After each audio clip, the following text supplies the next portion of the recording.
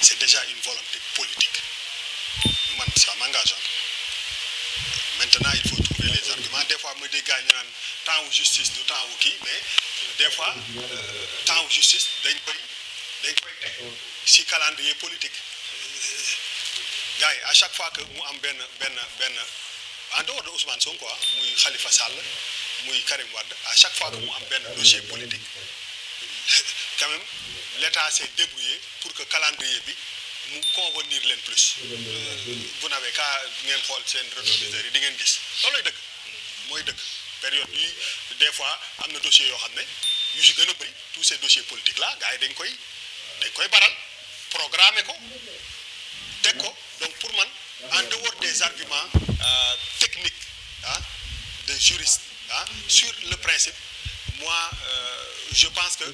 aujourd'hui je ne peux pas man jël niveau Ousmane Sonko ma def ko ma banaliser ko wala minimiser pour man une élection présidentielle sans Ousmane Sonko est très différente d'une élection présidentielle bu mu bokk si je me base sur non voilà et sur le ressenti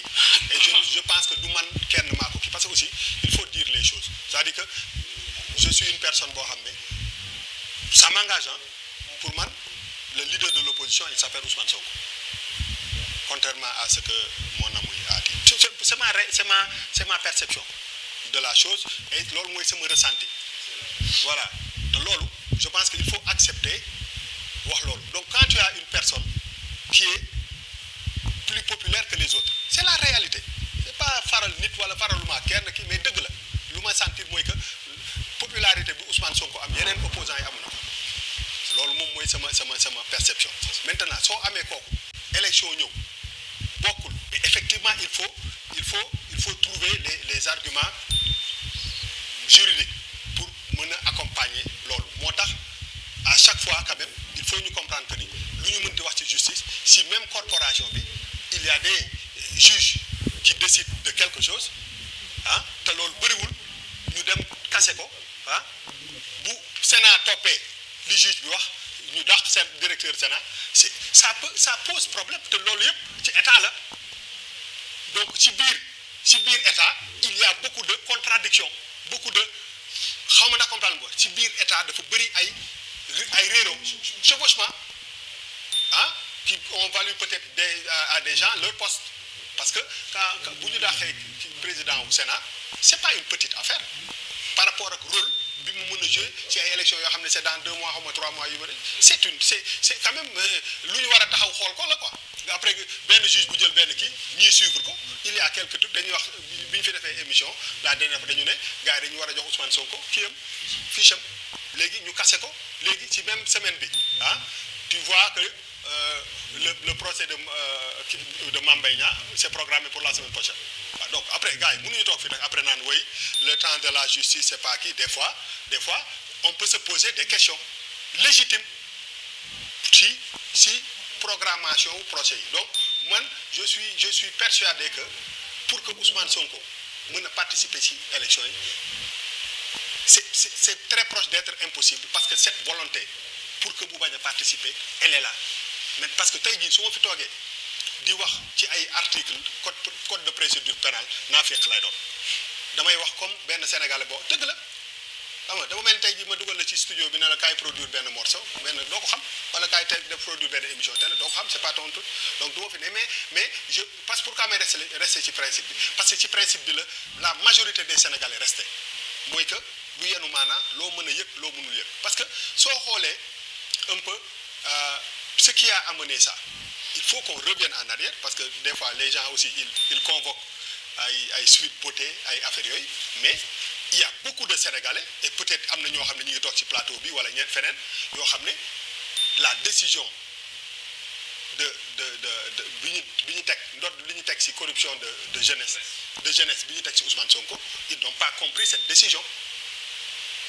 Parce que vous dites tout le temps que la justice, elle est rendue au nom du peuple. Mais des fois, ça ne résonne pas, les décisions ne résonnent pas si le peuple vit. Et c'est important, parce que c'est des slogans qui sont importants, mais c'est des slogans que tu dois pouvoir mesurer au niveau de la masse Il y a beaucoup de gens, même des intellectuels, qui n'ont pas compris cette décision de corruption de jeunesse. Maintenant, je ne suis pas sur les jugements de valeur. Parce que man, pourquoi diw dem fii, pourquoi diw dem fële rek, man pour man loolu jugement de valeur la. Après, ku nekk yaay xool pour kii. Mais je parle sur lan moo tax kii. Moi, je suis une personne boo xam ne quand on a parlé de l'affaire Mame Mbaye Niang, et je le truc, j'ai dit ici que ni pour man, le procès de Mame Mbaye Niang ne vaut pas l'invalidation de la candidature, voilà, de Ousmane Sonko. Et je persiste sur cette diffamation. Voilà, si position. Bon, parce que il faut accepter la réalité. Et maintenant, la réalité, moi que li ngay vivre chaque jour, moi que c'est pas n'importe qui. Et ça pose un grand problème parce que aujourd'hui, sa participation ou sa non-participation dafa bëri déjà yéen commencé waxu foreclosure maanaam foreclosure pour que Sénégalais yi xam ko parce que c'est un mot quand même assez c'est anglais la sax mooy que dafa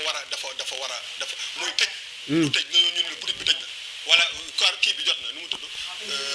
voilà heure ba jot na ak émission ba jeex na donc loolu buñ koy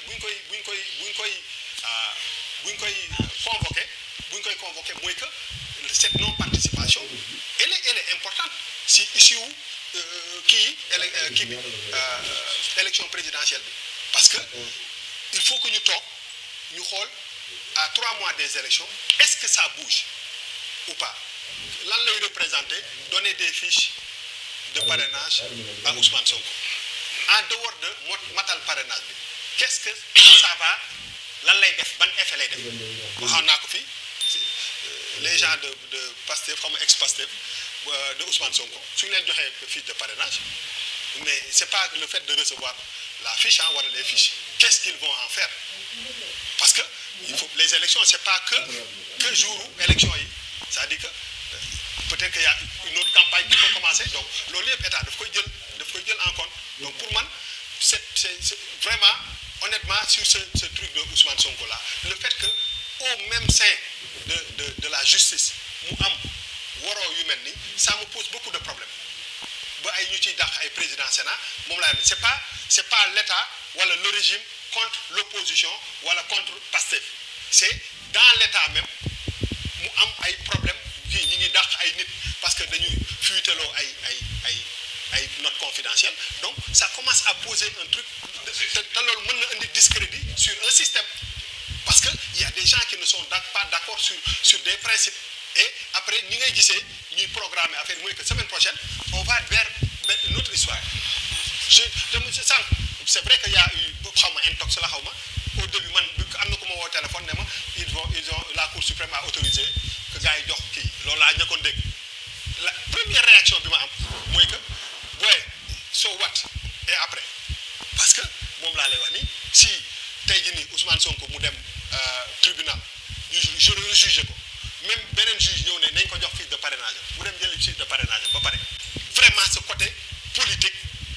cette volonté de faire de sorte que en tout cas cette personne là ne participe pas ci ay élections parce que yeneen opposants yëpp ñu si gën a bëri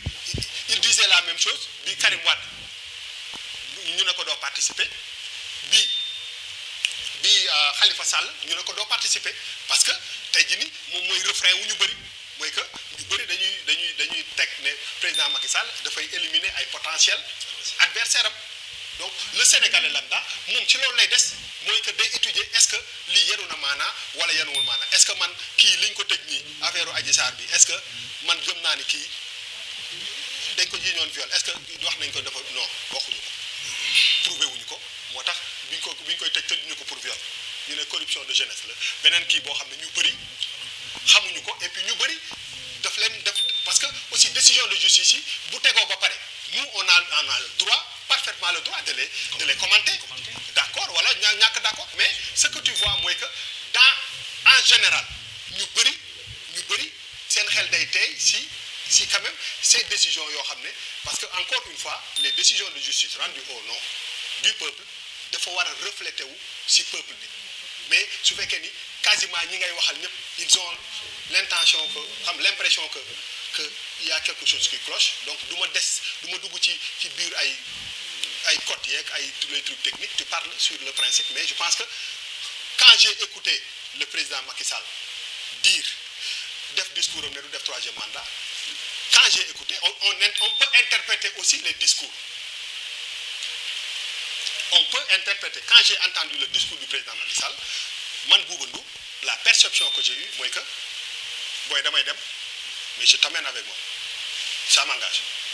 Parce que aussi, am nañu xel ou déglu entre les lire après les lignes et dès que lolu am, tu as vu ce qui a suivi, c'est l'arrestation, c'est la dissolution du parti, c'est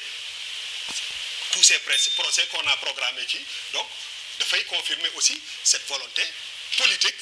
d'éliminer quand même le candidat Ousmane Sonko.